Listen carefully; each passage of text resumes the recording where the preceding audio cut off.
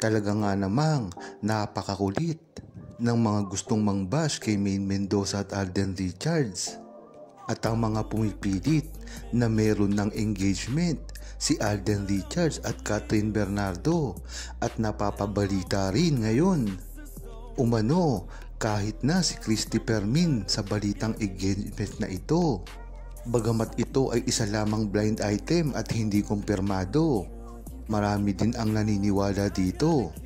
Ngunit matagal nang sinabi ni Alden Richards na kahit kailanman hindi maaaring maging sila ni Catherine Bernardo at walang palitan ng engagement ring ang nagaganap ngayon.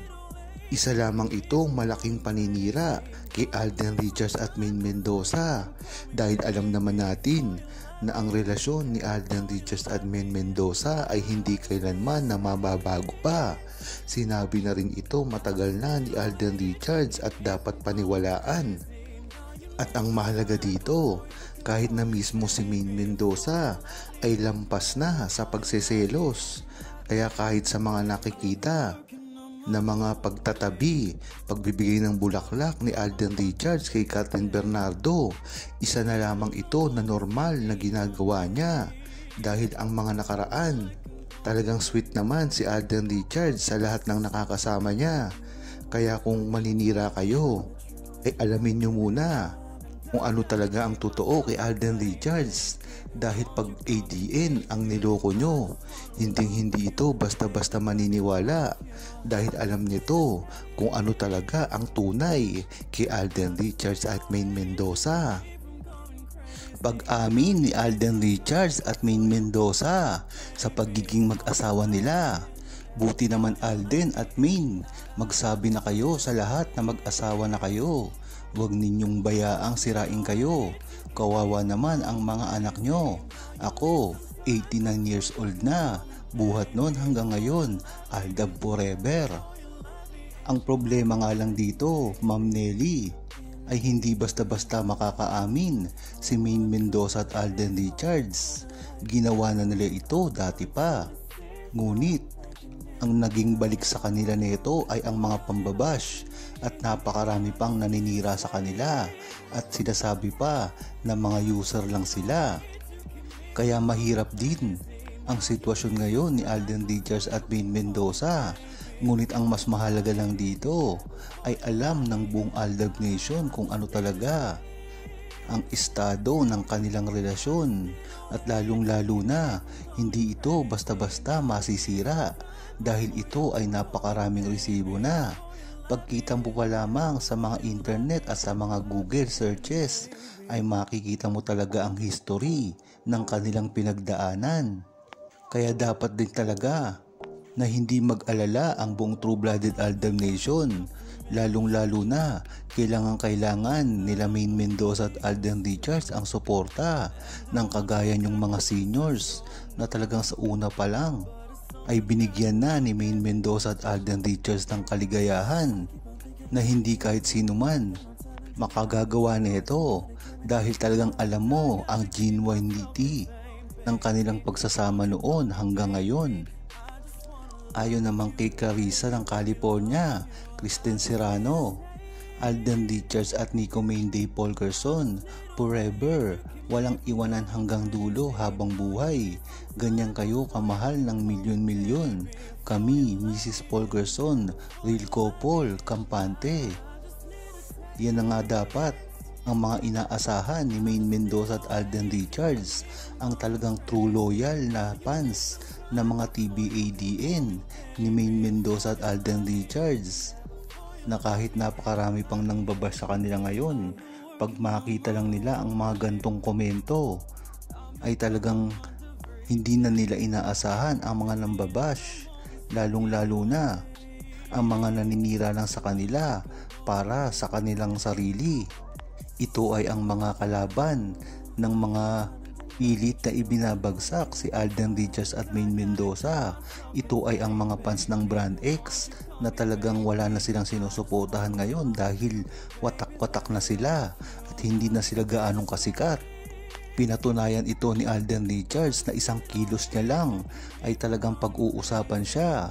Ito na nga ang nangyari pagdating kay Kathleen Bernardo at Alden Richards, na isang kilos lang ni Alden Richards ay lahat nakatutok sa kanila, lalong lalo na si Maine Mendoza na wala namang ginagawa. Ngunit nadadala pa rin ang pangalan niya. Magtataka ka na lang talaga na bakit nadadamay pa si Maine Mendoza, wala naman siyang kinalaman. Ito na lang talaga ang nagpapatunay sa tunay na relasyon ni Maine Mendoza at Alden Richards, at kahit kailanman ay hindi mapaghihiwalay ang kanilang pangalan, dahil sa una pa lang ay magkadikit na ito, na kung ibabash si Alden Richards ay mababash din si Maine Mendoza, at kung may gagawin si Maine Mendoza ay makakabit naman ang pangalan ni Alden Richards. Ganyan ang tunay na relasyon na talagang hindi inaasahan sa iba na makita. Hinahabol lang si RJ ng pamilya Bernardo dahil rich and famous, at never na pinagkatiwalaan si DJ Sisakang ng account kasi INC at gastador, at sa tagal halos magkasing sabay at na silang pumasok sa showbiz na naging famous sila. Now, use na ni Sakang ang name ni Alden. Well, Elizabeth Bautista, wala tayong katibayan na ginagamit lang ni Kathleen Bernardo si Alden Richards, dahil ngayon lang din naman silang nagkita simula na maghiwalay si Kathleen Bernardo at Daniel Padilla. Isa rin kasing ito na way ni Kathleen Bernardo para makalimutan niya kaagad si Daniel Padilla. At kung makikita mo ay apanay ang paglabas ng media patungkol sa pagkikita at mga ginagawa ni Alden Richards para kay Kathleen Bernardo. Ang ibig sabihin lang nito ay baka sa mga promotion lang ng mga movie nilang itong gagawin.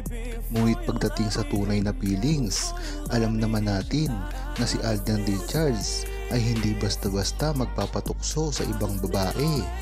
At ang baka ang sinasabi mo ay ang pagkagusto ni Kathleen Bernardo kay Alden Richards. Hindi ko rin masisisi na ganyan ang tingin ng ibang mga Aldab Nation sa pangyayaring ito. Ngunit hindi pwedeng basta-basta na lang na maging si Alden Richards at Kathleen Bernardo, dahil magiging rebound lang si Alden Richards sa paningin ng publiko. Pero ang totoong alam ng buong Aldab Nation ay wala kahit 1% man lang na mangyayari ito, dahil si Alden Richards ay para lamang kay Maine Mendoza. At ang tingin lamang ni Alden Richards kay Kathleen Bernardo ay isang kapatid. Dagdag pa ni Elizabeth, noon nga balita si Sakang na mas gusto niyang kumita ang movie niya sa Boyfriend. Bakit nga nagustuhan ba yung movie with the help of ADN? Now hindi na sinusuportahan ng ADN.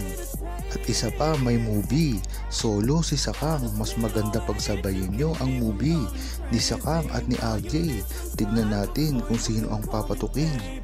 Minsan na naging flop yung movie ni Sakang, gusto pa ulit-ulitin na bangawin. Tama rin yung sinabi mo sa status nga ngayon ni Kathleen Bernardo.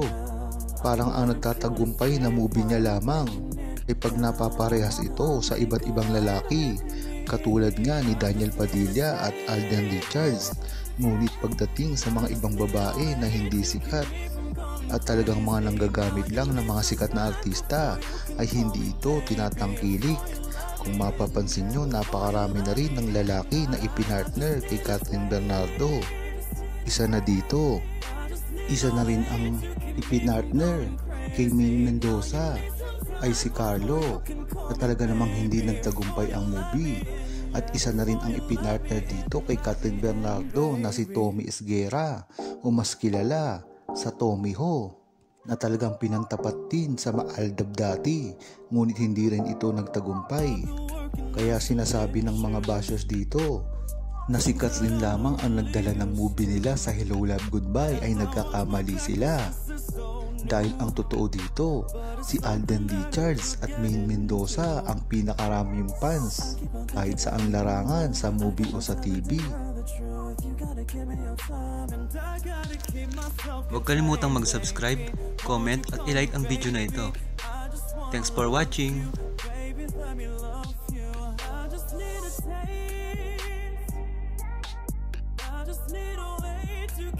from going crazy. Now you need some time.